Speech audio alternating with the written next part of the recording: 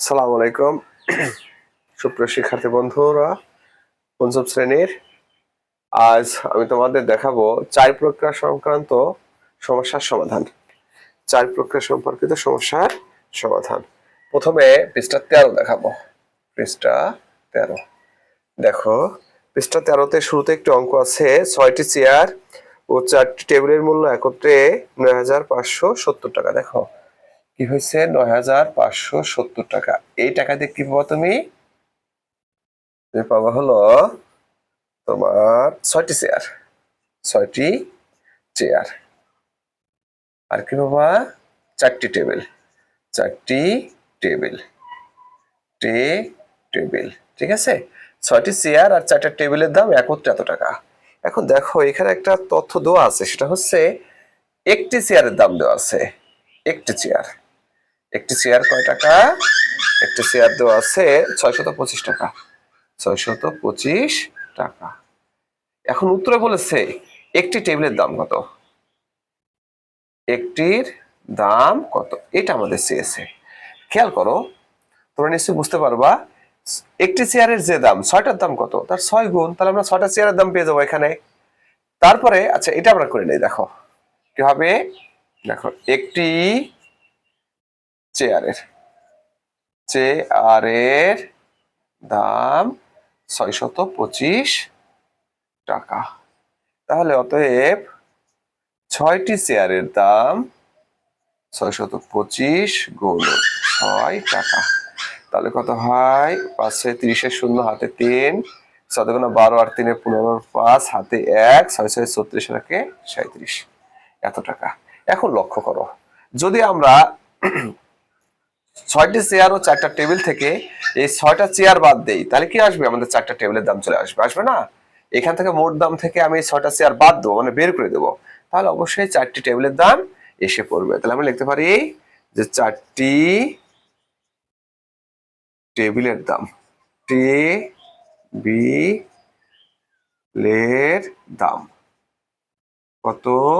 ৯,৫৭০ বিয়োগ ৩,৭50 টাকা। তাহলে কত হয় এখানে আমাদের? 0 5, এখানে কত 2 থাকে, 7 আছে কত হলে 15 হবে, 8 হলে হাতে আমার 1 4, 4 আছে কত হলে 5,820 টাকা।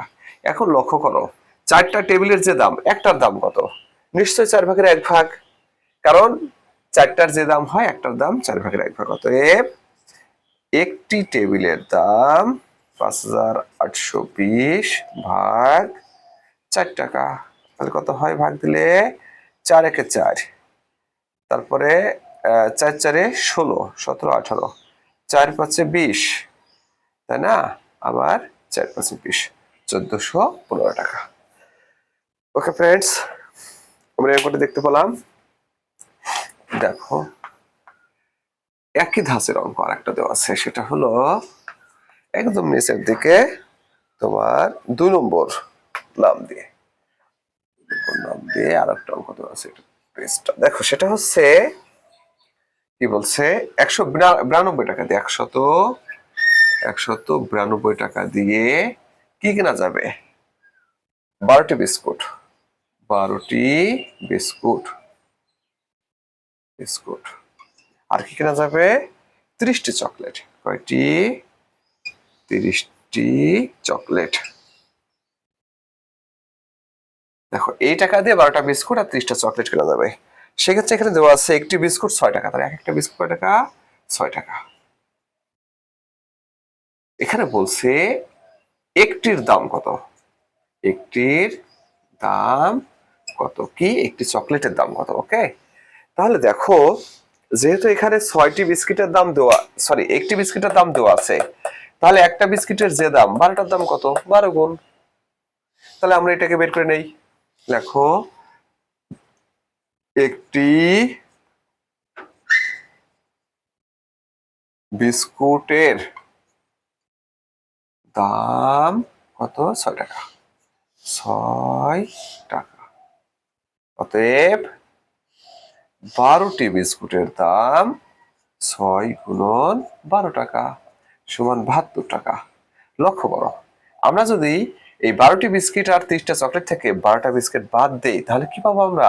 30টি চকলেটের দাম পেয়ে যাবো। তাহলে লিখবো কি 30টি চকলেটের দাম কত? 192 বিয়োগ 72 টাকা সমান 120 টাকা। তাহলে দেখো 30টি চকলেটের যে দাম, একটির দাম কত? নিশ্চয়ই 30 ভাগের 1 ভাগ। অতএব একটি চকলেটের দাম 120 ভাগ 30 টাকা সমান 4 টাকা। ওকে ফ্রেন্ডস, এবার আমরা চলে যাব পৃষ্ঠা 14। তোমরা 14তে আসো। পৃষ্ঠা কত? 14। দেখো 14তে কি আছে? শুরুতে একটা অঙ্ক আছে, সেটা হচ্ছে 1 নম্বর দাগ দিয়ে একটা অঙ্ক আছে, সেটা হচ্ছে গত বছর একটি গ্রামের লোক সংখ্যা ছিল কত? 4687 জন।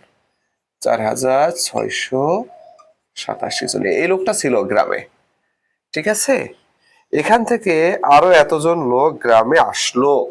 আসলো মানে কি? নতুন করে আসছে। আসছে কয়জন? 349 জন। এরা এসেছে। এসেছে মানে কি? যোগ হয়ে গেছে গ্রামের সাথে। আর কি হয়েছে? 280 জন চলে গিয়েছে। তার মানে কি? চলে গিয়েছে মানে কি? বিয়োগ হয়ে গেছে এতজন। এখন বলছে এই গ্রামের লোক সংখ্যা কত? তোমরা নিশ্চয়ই বুঝতে পেরেছো যে লোক সংখ্যা ছিল এতজন, নতুন করে এসেছে এতজন, তাহলে নিশ্চয় যোগ হবে, এবং চলে গিয়েছে এই লোকটা, তাহলে বিয়োগ হয়ে যাবে। গ্রামটিতে উত্তরে চেয়েছে গ্রামটিতে বর্তমান লোক সংখ্যা কত। তাহলে কিভাবে লিখবা? এইভাবে লিখবা। দেখো গ্রামটিতে বর্তমান লোক সংখ্যা কত হবে? 4687 যোগ 349 বিয়োগ 280 জন। তাহলে যোগ দিলে কত হবে? 9 সাথে কত হয়?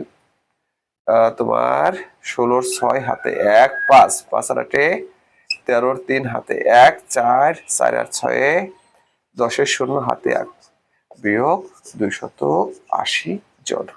তাহলে বিয়োগ করো।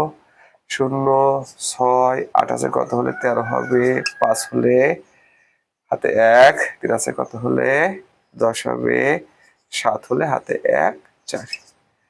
গ্রামটিতে লোক সংখ্যা এতজন, ঠিক আছে? এবার আমরা দেখো 14 পৃষ্ঠার 2 নম্বরে আরেকটি অঙ্ক আছে, আমি সেটা তোমাদেরকে দেখাবো এখন। এখানে কি বলেছে? বলেছে হলো তোমার চিংড়ি মাছ 480 টাকা। 480 কি মাছ?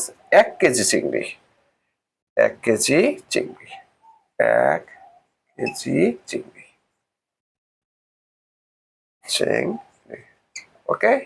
আর 550 টাকা। 550 টাকা। এটা কি? 1 কেজি শিং। দেখো এই লোক কি করেছে? তিনি চিংড়ি কিনেছেন 3 কেজি। কয় কেজি? 3 কেজি। আর শিং কিনেছেন কয় কেজি? 2 কেজি। ওকে, তাহলে এটা করাই করছে। তাহলে এটার দাম আমরা আগে বের করে নেই। তাহলে আমরা লিখতে পারি, দেখো 1 কেজি চিংড়ির দাম, চিংড়ির দাম 480 টাকা। তাহলে অতএব 3 কেজি চিংড়ির দাম অবশ্যই 3 গুণ 480 গুণন 3 টাকা সমান কত হয়? 0 3 এটা 24 4 হাতে 2 3 4 12 2 14 এত টাকা। তারপর লিখতে পারি 1 কেজি শিং মাছের দাম কত? 550 টাকা। অতএব কয় কেজি শিং কিনেছে? 2 কেজি। 2 কেজি শিং মাছের দাম 550 গুণন 2 টাকা, তাহলে কত হলো? 1100 টাকা। এখন লক্ষ্য করো তাহলে সে তো কিনেছে চিংড়ি আর শিং, তাহলে এইটার এটা যখন কি হবে, মোট দাম চলে আসবে। লেখো মোট দাম। দাম কত? 1440 যোগ 1100 টাকা। এটা হলো মোট দাম। তাহলে কত হয়? 0,452। এখন দেখো, দোকানদারকে আমরা কি দিয়েছি? 3000 টাকা দিয়েছি। তাহলে দোকানদার আমাদের কত টাকা ফেরত দেবে? তাহলে আমরা লিখতে পারি ফেরত পাবো, ফেরত পাবো কত? 3000 বিয়োগ 2540 টাকা। তাহলে বিয়োগ করলে কত হয়? 0, 4 কত? 6 হাতে 1, তাই না? তাহলে 6 আছে কত হলে 0.4 হলে 460 টাকা আমরা ফেরত পাবো। ওকে ফ্রেন্ডস, এবার আমরা চলে আসবো 15 পৃষ্ঠায়। দেখো 89 পৃষ্ঠার প্রথমে একটা অঙ্ক আছে, এটা আমরা দেখব।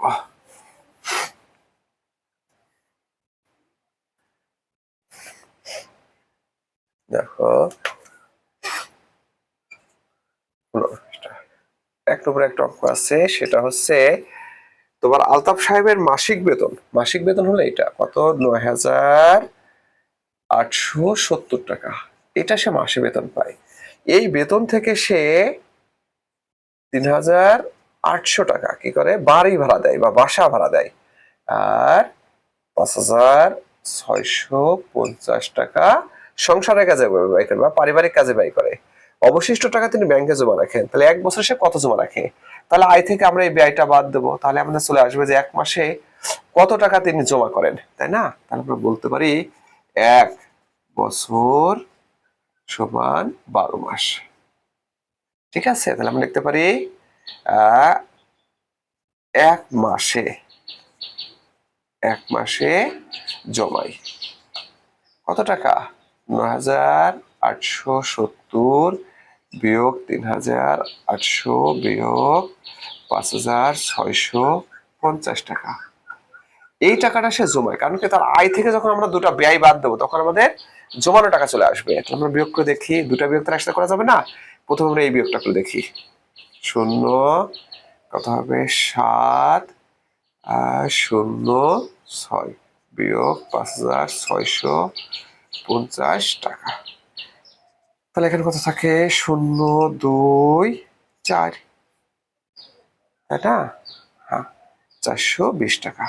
তাহলে এক মাসে যা জমাবে 12 মাসে অবশ্যই তার 12 গুণ জমাবে। অতএব 12 মাসে জমায় কত হবে? 480 গুণন 12 টাকা।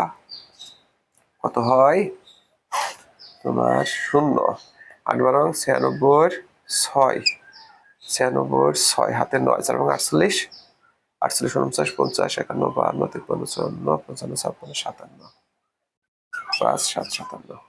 ঠিক আছে, 0 8 বরং 96 6 হাতে 9 4 এবং 48 48 57। ওকে ফ্রেন্ডস, পরের অঙ্কটি দেখো। 2 নম্বর অঙ্কটা দেখাবো তোমাকে এখান থেকে। সেটা হলো একটি পানির ট্যাঙ্কি আছে। ধরো এটা একটা পানির ট্যাঙ্কি, তাই না? ধরো এটা একটা পানির ট্যাঙ্কি। এখানে কি ঘটে? প্রথম মিনিটে 5 লিটার পানি ঢোকে। কয় লিটার? 5 লি। 1 মিনিটে। আবার সেই 1 মিনিটে এখান দিয়ে 2 লি বাড়া যায়, 2 লি বাড়াই যায়। ঠিক আছে, 2 লিটার বেড়ে যায়। তাহলে বলছে 10 মিনিটে কতটুকু পানি থাকে। দেখো ঢোকে কিন্তু 5 লিটার, ধরো এই পর্যন্ত ঢোকে 5, 1 2 3 4 5 এই পর্যন্ত ঢোকে। এখান থেকে আবার তোমার এই 2 লিটার বেরোয় যায়, এই 1 লিটার 2 লিটার এটা বেড়ে যায়। তার মানে কি এখনো 1 লিটার 2 লিটার 3 লিটার করে থেকে যায়, তাই না? তাহলে আমরা লিখতে পারি যে 1 মিনিটে পানি থাকে কত? 5 বিয়োগ 2 লিটার সমান কত? 3 লিটার।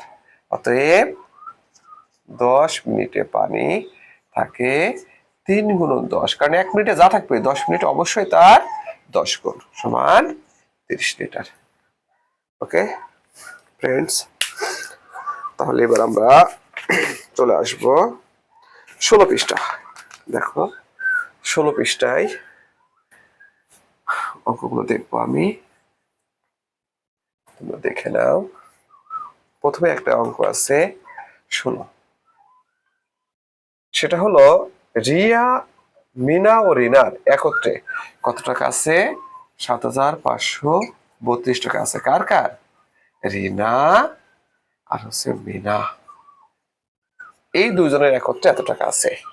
এখন বলছে যে রিনার চেয়ে মিনার 560 টাকা বেশি আছে। তার মানে এই মিনার হলো 560 টাকা বেশি আছে। বেশি মানে কি যোগ, কত টাকা? 560 টাকা। তাহলে ও যা পাবে তার থেকে ওর 560 টাকা বেশি। এখন এই সমস্যাটা আমি কিভাবে সমাধান করবো? দেখো 4 নম্বর দিয়ে আছে, শুরুতে অঙ্কটা আছে। তাহলে এই সমস্যাটা সমাধান করবো হলো যার কম আছে তার টাকাটা বের করবো। বের করার নিয়ম কি? মোট টাকা থেকে এই 20 টাকা বাদ দেবো, বাদ দিয়ে 2 দিয়ে ভাগ দেবো। ঠিক আছে? তাহলে আমরা লিখতে পারি রিনার আছে, রিনার আছে কত? 7,532 বিয়োগ 560 ভাগ 2 টাকা সমান, এখানে 2 থাকে 13 হবে, 7 হলে হাতে আমার 1, 6 আছে কত? 15 হবে, 9 হলে হাতে আমার 1, 6 ভাগ 2 টাকা। ওকে, তাহলে কত হয়? 3, 4, তারপরে 8 2 16, 6 2 12, এত টাকা। এটা হলো রিনার আছে। তাহলে রিনার যা থাকবে তার থেকে মিনার 560 টাকা বেশি থাকবে।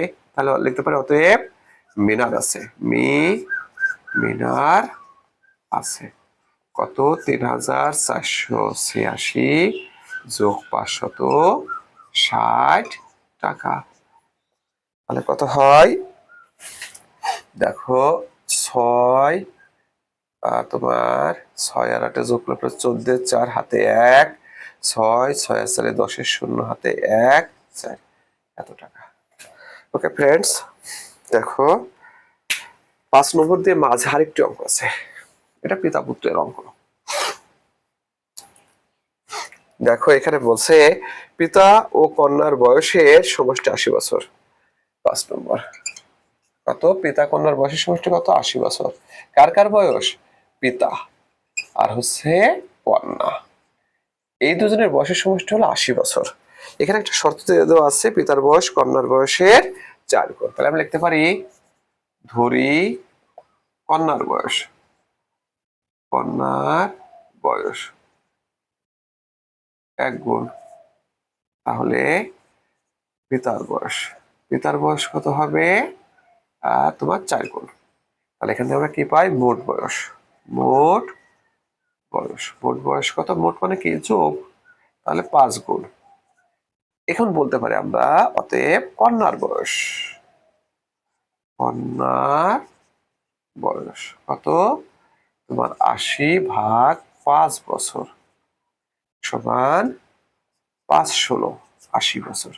ওকে, তাহলে কন্যার বয়স যা, পিতার বয়স তার কত? 4 গুণ। অতএব পিতার বয়স, পিতার বয়স 16 গুণ 4 বছর সমান 4 16 কত? 64 বছর। ওকে ফ্রেন্ডস, আমরা 16 পৃষ্ঠার একদম শেষের অঙ্কটি করব। দেখো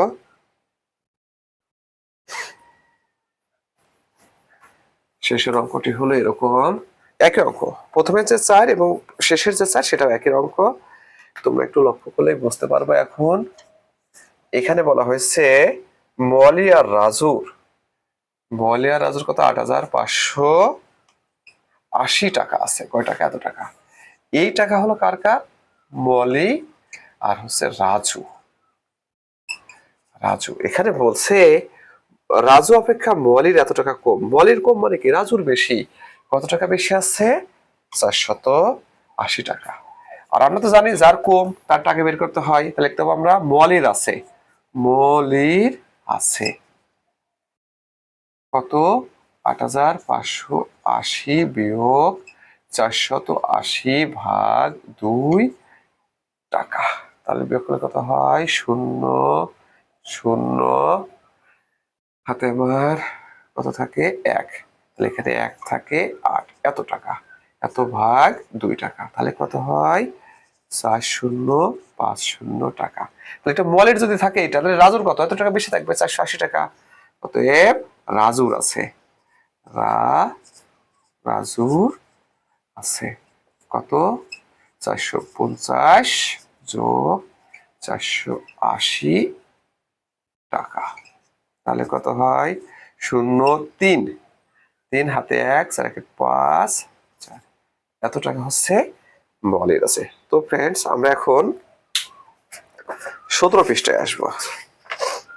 দেখো 17 পৃষ্ঠা হচ্ছে ঐকিক নিয়ম। ঐকিক নিয়ম, তাহলে ঐকিক নিয়ম কাকে বলে এটা আমাদের প্রথমে লিখতে হবে। ঐকিক নিয়ম হচ্ছে ঐকিক নিয়ম, নিয়ম সেটা হলো কি, একটি জিনিসের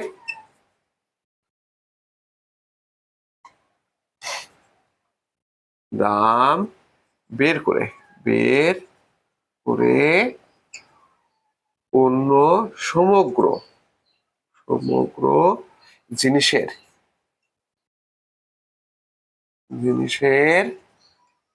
দাম বের করাকে ঐকিক নিয়ম বলে। ঐকিক নিয়ম বলে। ওকে ফ্রেন্ডস, দেখো একদম শুরুতে একটা অঙ্ক দেওয়া আছে, 8টি ডিমের দাম দেওয়া আছে কয় টাকা? 72 টাকা। 72 টাকা কয়টা ডিমের দাম? 8টি। এখানে আমাদের উত্তরে চেয়েছে তাহলে 15টির দাম কত? কি চেয়েছে? 15টির দাম কত?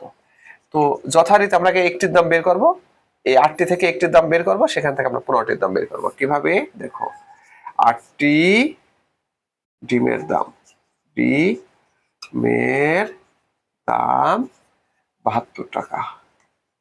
অতএব একটি ডিমের দাম 72 ভাগ 8 টাকা সমান কত? 9 টাকা। অতএব 15টি ডিমের দাম 15 গুণ 9 গুণ 15 টাকা, তাহলে কত হয়? 5 9 45 5 হাতে 4 9 9 আছে 125 টাকা। ওকে ফ্রেন্ডস, এখন দেখো আরেকটা অঙ্ক দেওয়া আছে 1 নম্বর দিয়ে, 4টি কলার দাম 80 টাকা হলে 10টি কলার দাম কত? দেখো ঐকিক নিয়মের কাজ হলে একটির দাম বের করে নিতে হবে। তাহলে আমরা কি লিখবো? 4টি কলমের দাম। দেখো 4টি কলমের দাম 80 টাকা। অতএব তোমার একটি কলমের দাম 80 ভাগ 4 টাকা সমান কত হয়? 20 টাকা। অতএব 10টি কলমের দাম, অতএব 10টি কলমের দাম কত হবে? 20 গুণন 10 টাকা সমান 200 টাকা।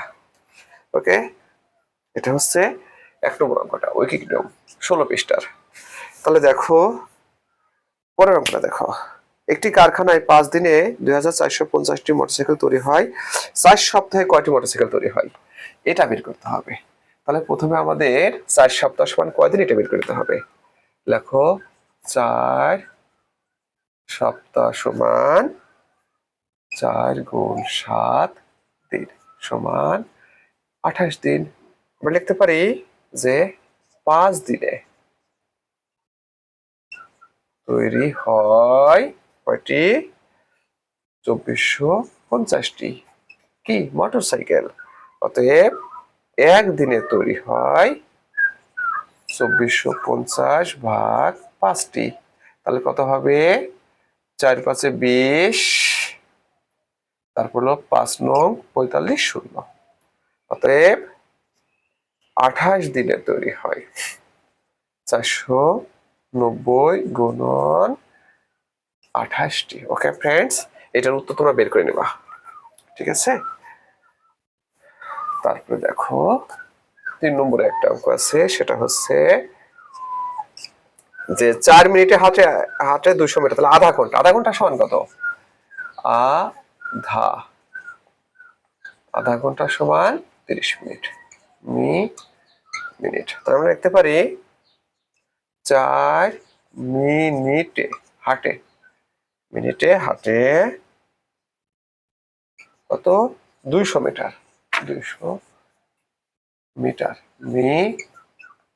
মিটার। তাহলে অতএব 1 মিনিটে হাঁটে 200 ভাগ 4 মিটার সমান 50 মিটার। অতএব 30 মিনিটে হাঁটে তার 30 গুণ, 50 গুণ 30 মিটার সমান 1500 metre. Okay friends, thank you.